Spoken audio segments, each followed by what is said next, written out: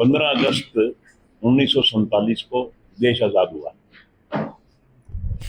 इस आजादी में बहुत बड़ी त्रासदी भी हुई। 15 अगस्त 1947 के बाद स्वतंत्रता दिवस हर वर्ष मनाया जाता रहा। खुशियां भी मनाते रहे, लड्डू भी बांटते रहे, मगर उस त्रासदी में जिन लोगों ने उस दंश को झेला उनको कभी याद नहीं किया गया। मैं धन्यवाद करता हूं माननीय प्रधानमंत्री श्री नरेंद्र मोदी जी का, जिन्होंने 15 अगस्त 2021 को लाल किला की प्राचीर पे यह ऐलान किया कि जिन्होंने इस आजादी के पहले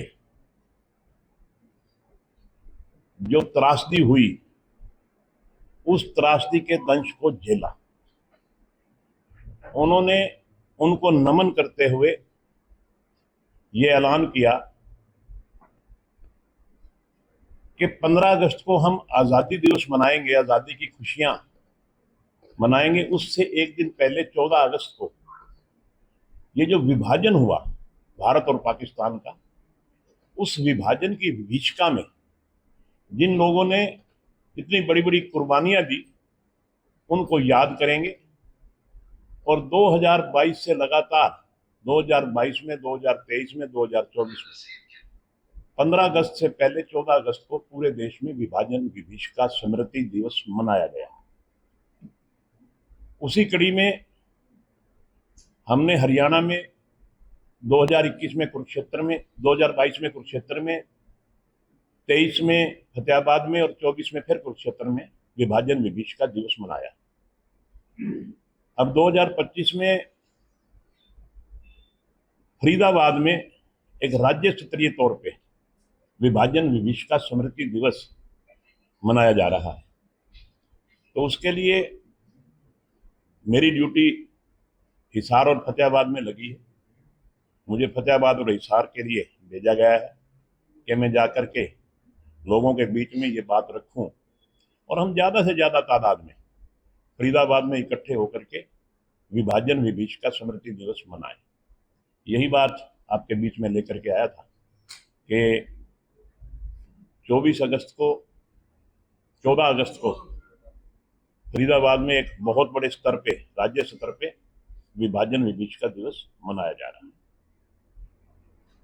पूरे हरियाणा भर से, राज्य स्तरीय हरियाणा भर से लोग इसमें सम्मिलित होंगे और विशेष तौर पे जिन लोगों के परिवारों ने, जिन लोगों के बुजुर्गों ने इस दंश को झेला है, वो लोग मुख्य रूप से इसमें शामिल होंगे।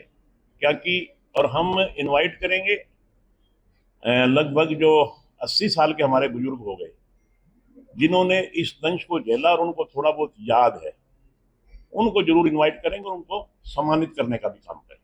तो ट्रांसपोर्टेशन की व्यवस्था भी की जाएगी जब लोग जाना चाहते हैं?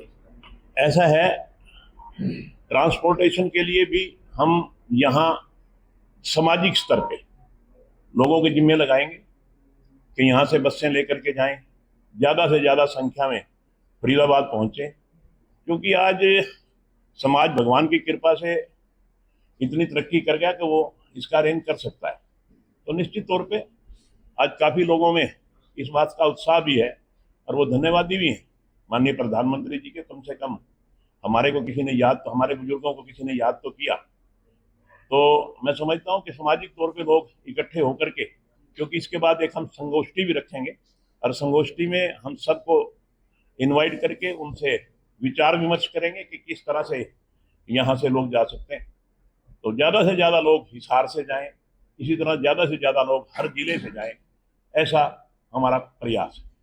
पहली बार राज्य स्तर पर हो रहा है, पहले तो डिस्ट्रिक्ट वाइज, हाँ पहले डिस्ट्रिक्ट वाइज होता था, मगर अब की बार बड़े जोर शोर से पूरे राज्य स्तर पे जिला वाइज हम संगोष्ठी करेंगे।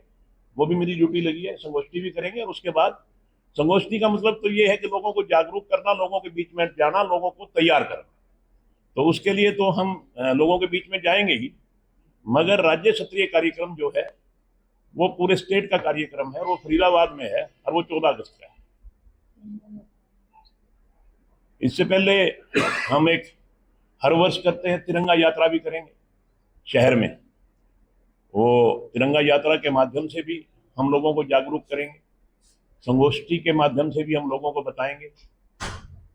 मेरा कहने का मतलब ये है कि हम पूरे जोर शोर के साथ विभाजन विभीषिका स्मृति दिवस मनाने की तैयारी कर रहे हैं। और इसके लिए मैं धन्यवाद करता हूं मनोहर लाल जी का भी और माननीय नायब सिंह सैनी का भी, क्योंकि माननीय मनोहर लाल जी ने शुरू में, नरेंद्र मोदी जी ने जब इसका ऐलान किया तो अगले वर्ष माननीय मनोहर लाल जी ने पूरी तैयारी के साथ इसको मनाने का काम किया। और अब उसी लाइन पे माननीय नायब सिंह सैनी जी भी पूरी जोर शोर से उन्होंने ऐलान किया कि हम फरीदाबाद में पूरे जोर शोर से इसको मनाएंगे। विरोधी को इसके ऊपर कोई ऐसा स्थानीय बनाने की सरकार का कोई प्रपोजल है? देखिए, इसके साथ जो मैं आपको एक बात और जोड़ना चाहता हूं यहाँ, कि हमारे यहाँ एक पंचनद नाम है, पंचनद ट्रस्ट बनी हुई है स्वामी धर्मदेव जी के नेतृत्व में, और वो भी प्रयासरत है। और इस विभाजन विभीषिका स्मृति दिवस में भी वो ट्रस्ट पूरी तरह से उनका योगदान रहेगा और वो भी बढ़ चढ़कर, उनके जितने भी कार्यकर्ता हैं सभी बढ़ चढ़ करके उसमें भाग लेंगे।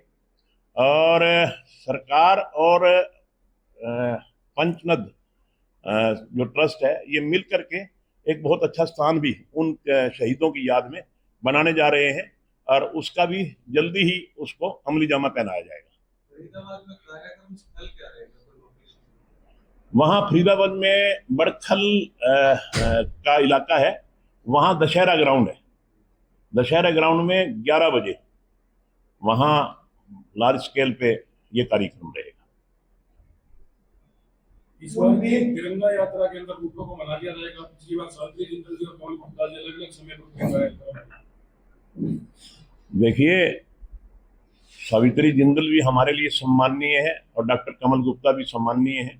निश्चित तौर पे दोनों का इकट्ठी तिरंगा यात्रा निकलवाएंगे, ऐसा हमारा प्रयास है और निकाल लेंगे, कोई दिक्कत नहीं।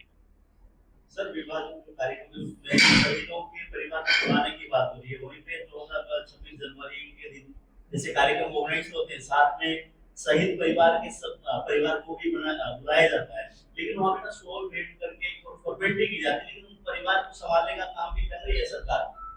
नहीं, जो ऐसे जो शहीद हैं उनको हर वर्ष उनको सम्मान भत्ता मिल रहा है, चाहे वो जिन्होंने देश की आज़ादी के लिए जो शहीद हुए या इसमें जो शहीद हुए। इसमें जो शहीद हुए वो तो मेरे ख्याल में मात्र कुछ लोग, क्योंकि काफ़ी साल हो गए, मात्र कुछ लोग ही रह गए, उनको सम्मान तो हम देने का काम कर ही रहे हैं।